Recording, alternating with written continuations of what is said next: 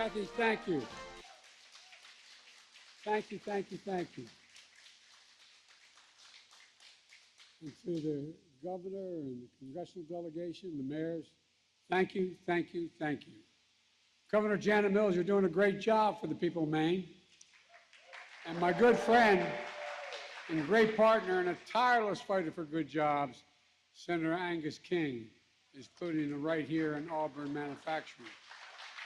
Representative Sherelle Pingree, champion of farmers and workers, the environment, and a great friend. And Representative Jared Golden, whose greatest claim to fame is a beautiful wife and little daughter I just met. Independent voice of the people of Maine, you serve the district just like you served your country as a Marine with integrity, honor, and fearlessness. Thank you. And by the way, he also fought hard for delivering funding on several airports in his district. I wonder how he got that money. You're doing a great job, pal. And thanks to the state legislators and local officials here today, and I know you've been hit hard by flooding, and our FEMA Administrator Griswold has been working closely with you on terms of the ground teams that we have to get what you need. And we're not going away until everything's back to build back better, not just build back to where it was, but better, because the environment's changed an awful lot. I'm here to talk to you about what we're doing to bring manufacturing back to America, about our progress in building an economy from the middle out and the bottom up, not the top down. Yesterday, we learned the economy grew faster than expected last quarter.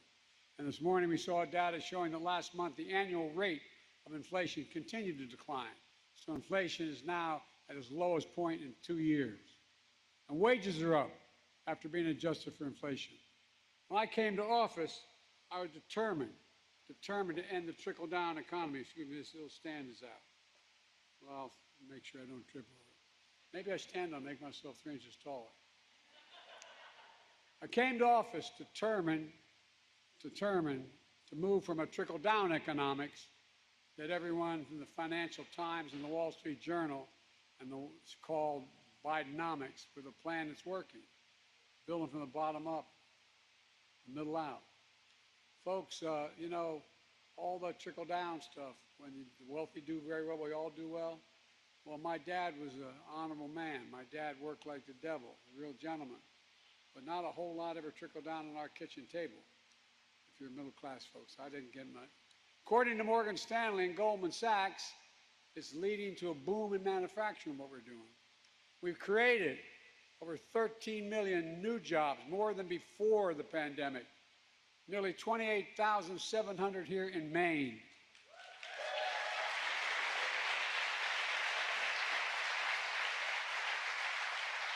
Eight 800,000 new manufacturing jobs nationwide. We've attracted almost $500 billion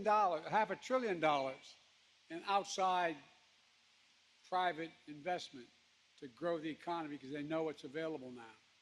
That's more jobs in 2 years than created by any president in a 4-year term.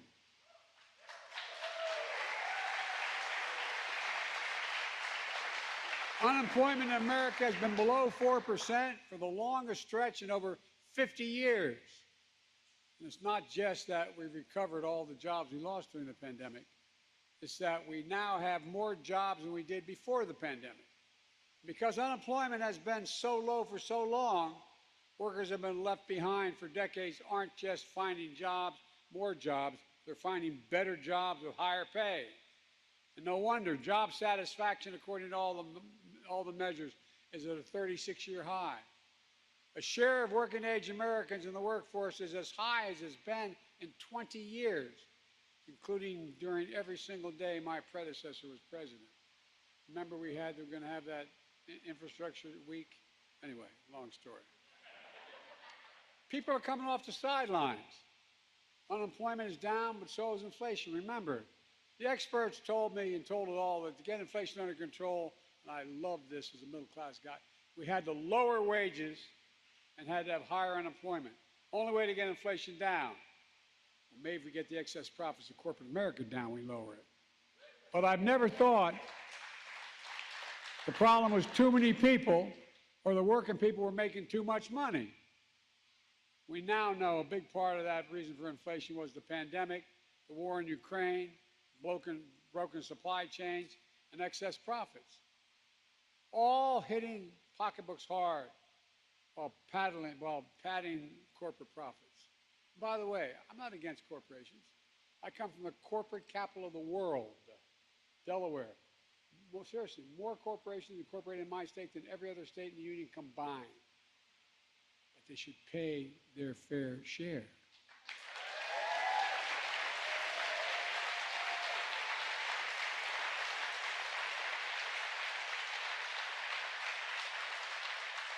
When the pandemic hit, all of a sudden we could get those little computer chips about the size of the tip of my little finger.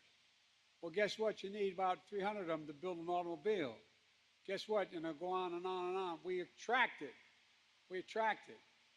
over $300 billion in people coming to America to build those factories now here in America.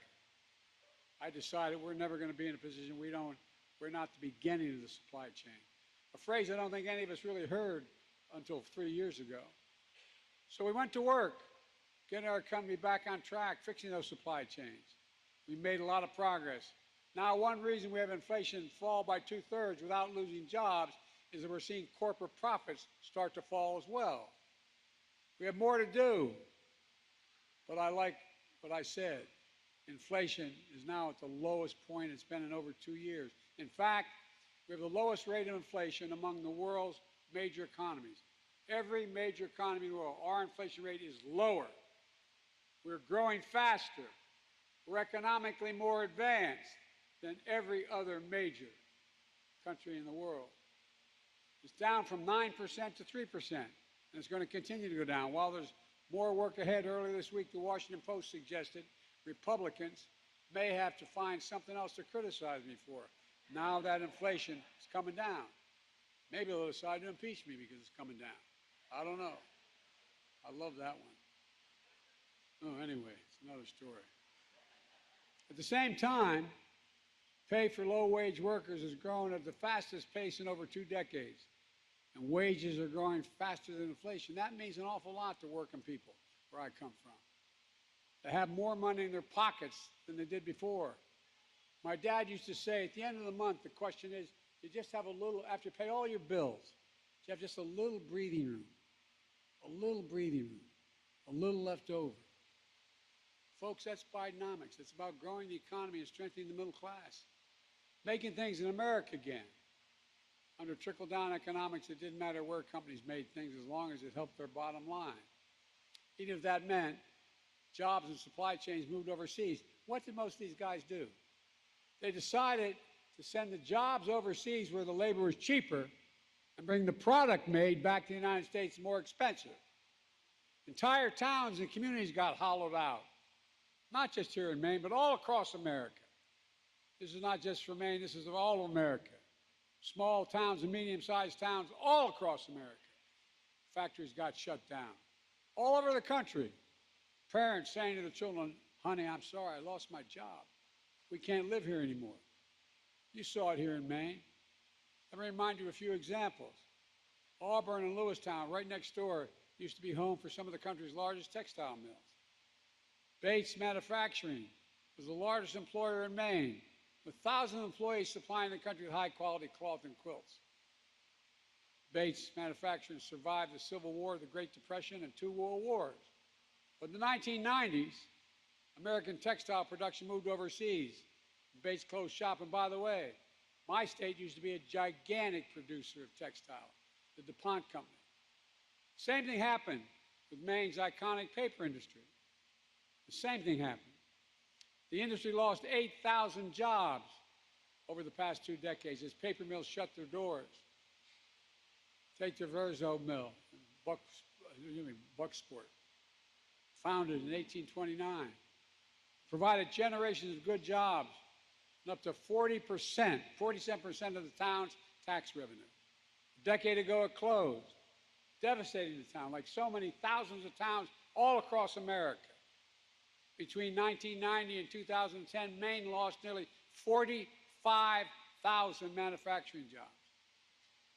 And like we saw across the country, once thriving cities and towns became shadows, what they used to be. When these towns were hollowed out, something else was lost as well.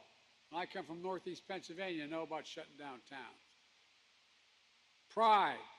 People lost their pride. Folks, this is what trickle-down economics looks like. But now we're turning things around. Since I took office, we've attracted over $500 billion in private investment in manufacturing in America. Industries of the future. We're seeing a factory boom. Spending on construction and manufacturing plants nearly doubled in the last 2 years, after growing only 2% under my predecessor in his 4-year term. The last quarter, factory construction contributed to more to the gross domestic product than it did any time in the last 40 years. Instead of exporting American jobs, we're creating American jobs and exporting American products again. That's how we make money.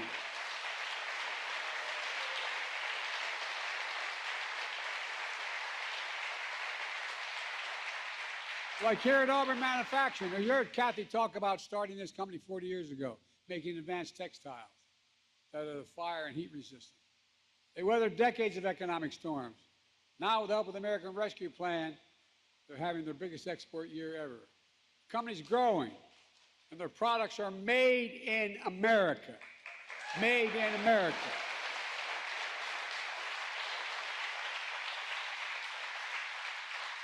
Not just here, but here we're seeing a resurgence in Maine's paper industry as well. Under the previous administration, a mill in Westbrook owned by Sappi North America laid off 75 workers. Under my administration, they got a $1 million grant from the American Rescue Plan. They used it to invest in technology to improve pulp yields. Now they're expanding their business, creating hundreds of good-paying jobs. The Bucksport, the old Verso site, is now home of an aqua farming company that raises sustainable salmon. The town is beginning to boom again. And that's just the beginning. We're focused on growing the rural economy in Maine as well and all across the country. For example, under my administration, Maine has received millions of dollars to strengthen and expand access to small and mid-sized meat and poultry processing. Up to now, you had to go hundreds of miles, and you only had a few processors, and they gave you what they thought was necessary, not what your product was worth. Having these facilities close by means farmers have a better shot getting a fair price for their product. When those farmers do well, when the wealth they generate stays in Maine, when their children can stay in Maine, continue to farm, it builds a stronger rural economy. Building an economy from the bottom up and the middle out means small and mid-sized farmers, foresters, fishermen have a chance to succeed right here where they're from and don't want to leave. That's why we're providing funding to encourage companies to use resources harvested in Maine for new and innovative products. We're creating new markets for those products, like mass timber for use in tall buildings, or plant-based packaging materials, or sustainable aviation fuels. That's where it's going to come from. By the way, mark my words, the next 20 years, farmers are going to provide 95% of all the sustainable airline fuel.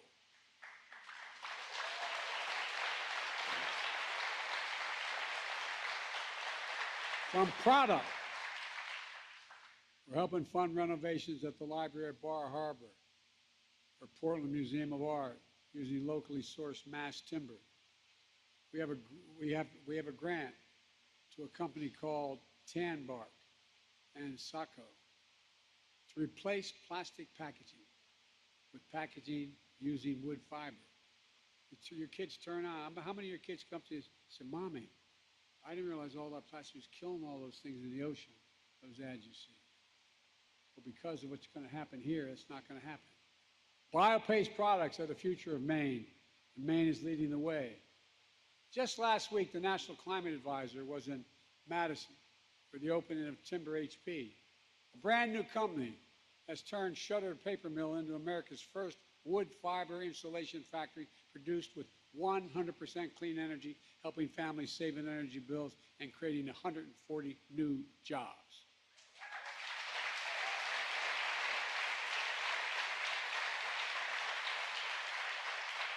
And I want to congratulate Governor Mills, who just yesterday signed legislation making Maine a leader in the offshore wind industry.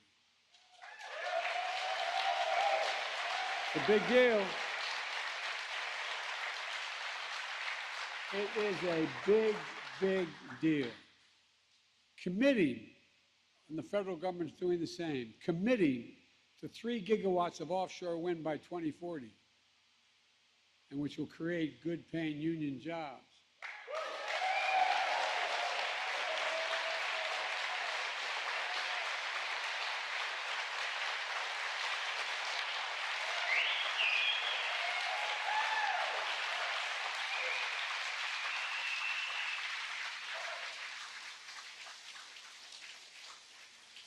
Remember the Business Roundtable, the big businessmen, they said, why are you known as the most pro-labor senator in the history of America?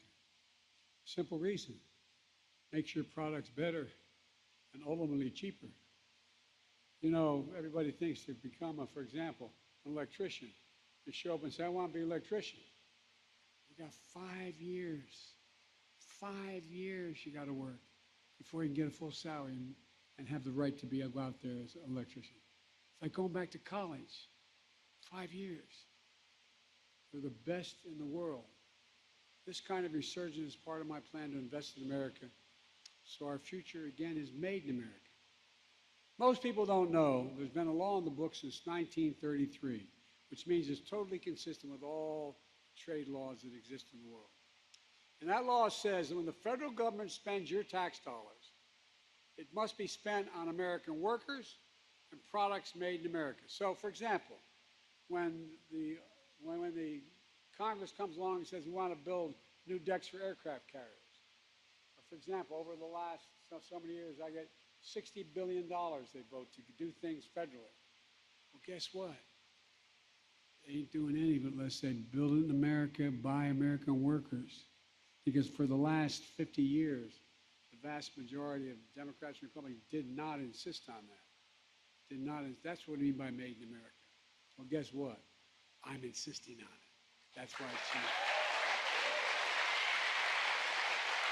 And by the way, it's good for everybody. It's not just good for labor, it's good for everybody.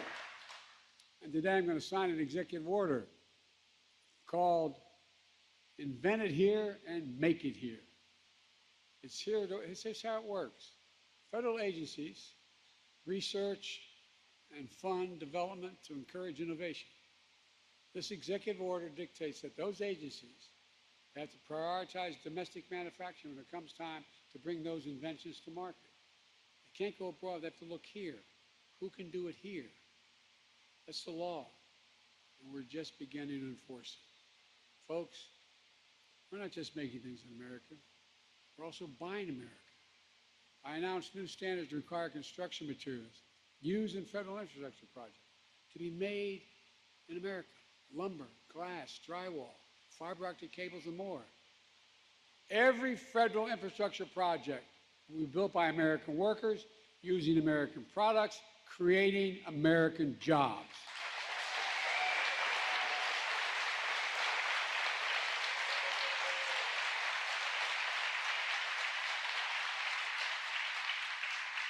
Folks, you know, these international agencies rate all governments about their capacities. We used to be rated to have the #1 best infrastructure in the world. Now we're number 13. China used to be beyond 13, and now they're number 2 or 3. What's going on here? How can you have the best economy in the world and the 13th ranked infrastructure in the world? Through the bipartisan infrastructure law. Some of my Republicans crossed over and supported this. We've already announced over 37,000 projects in 4,500 communities. Remember we used to have Infrastructure Week in the last guy's administration? Now we got Infrastructure Decade. Because guess what? Guess what? It's $1 trillion, $300 billion invested in America over the next 10 years. $1.5 billion invested right here in Maine so far. For example, We're cleaning up legacy pollution, Callahan Mine and the Superfund site in Brooksville. Maine is receiving $164 million to replace lead service lines and improve drinking water and address contaminants like PFAS. We're removing every single lead pipe in America. They're a risk to everyone's health, especially to our children. With 400,000 school fountains have that lead in it. Right now, over 42,000 homes and small businesses across Maine don't have access to high-speed internet. We're investing $500 million in Maine to connect every single corner of the state, especially rural communities, to internet, affordable internet. And we're making it affordable, saving nearly 100,000 families $30 a month for their internet bills. We're making investments like this all across the country. You can see exactly where to go if you go to online to go to invest.com. Invest.com. Punch in wherever neighborhood you want to find out about. You'll see what we're doing. These investments are going to create thousands of jobs across the country. We're making sure workers have the skills they need to do these jobs. In Maine, the AFL-CIO, with funding from the American Rescue Plan, just graduated its first cohort of its Union Construction Academy to bring unprecedented workers like women and people of color into the trades. The IBEW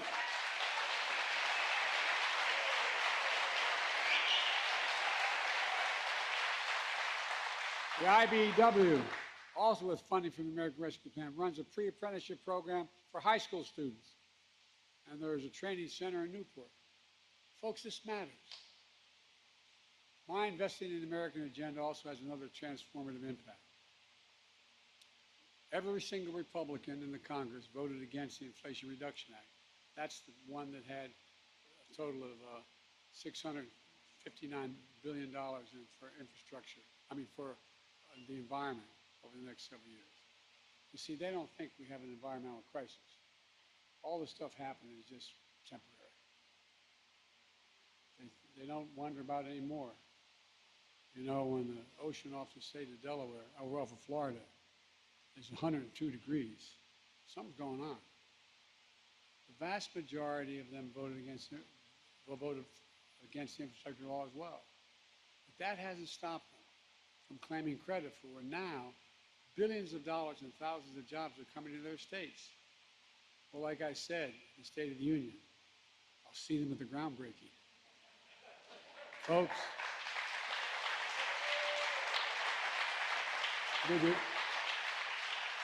the distinguished senator from Alabama put out a release saying, Alabama is so low, I forget the exact number, is going to get $1,600,000,000 for such and such. He voted against it. He voted against it. I could go on, but I won't. But I made a commitment when I ran that I'd be president for everybody, whether they voted for me or against me. The vast majority of all this money is going into red states because they've been so badly hurt, a majority of it. I'm not picking winners and losers based on who they voted for. I'm picking winners and losers based on the need they have in their communities. Folks,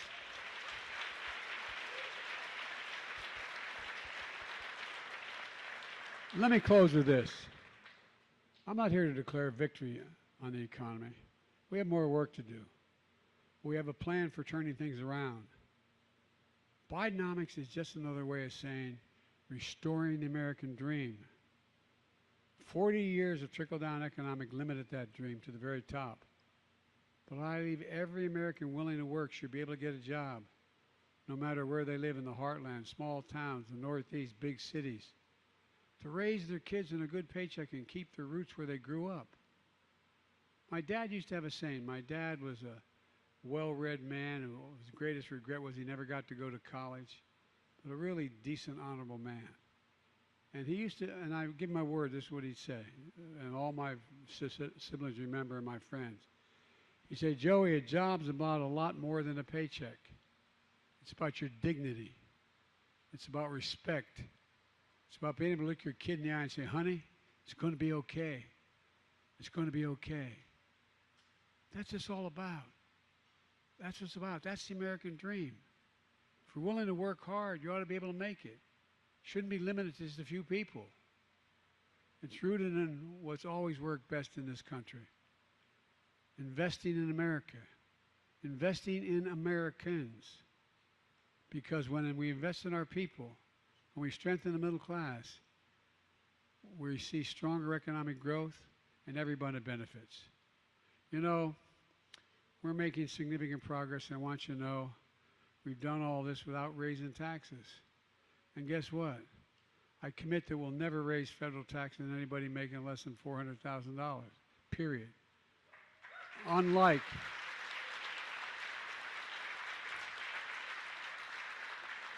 and here's some of my friends on the other side, the MAGA Republicans, saying, big spending Biden's raising the deficit. Guess what? In the 4 years that the last guy was president, he raised the national debt by almost 40%. You know that $2 trillion tax cut? Raise your hand if you got any of it. $2 trillion, not a penny paid for. But guess what? In 2 years, I've cut the national debt by $1,700 billion while doing all of this. While doing all this.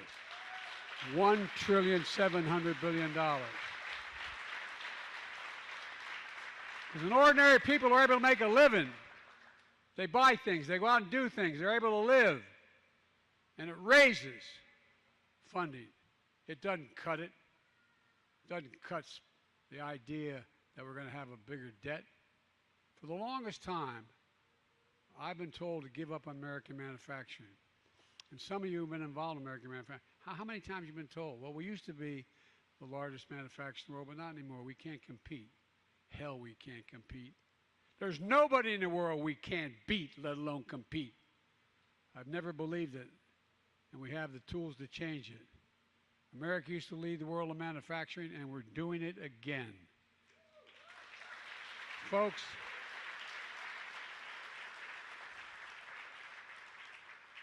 I can honestly say I've never been more optimistic about America's future. Now, I know it looks like I've only been around a couple days, but I've been around a long time. I've said that, and all my colleagues, and I think my former colleague in the Senate used to hear me say it, it's never, ever been a good bet to bet against the American people. Never, never, never. And it's a real bad bet to bet against us now. So, folks, I really mean this. We just have to remember who in God's name we are. We are the United States of America. And there's never been a single thing we've set our mind to in war or peace, when we've done it together, we haven't accomplished. Not one thing. That's who we are. Let's not forget that. There's nothing beyond our capacity if we work together like you're doing here in Maine. So God bless you all, and may God protect our troops. Thank you very much.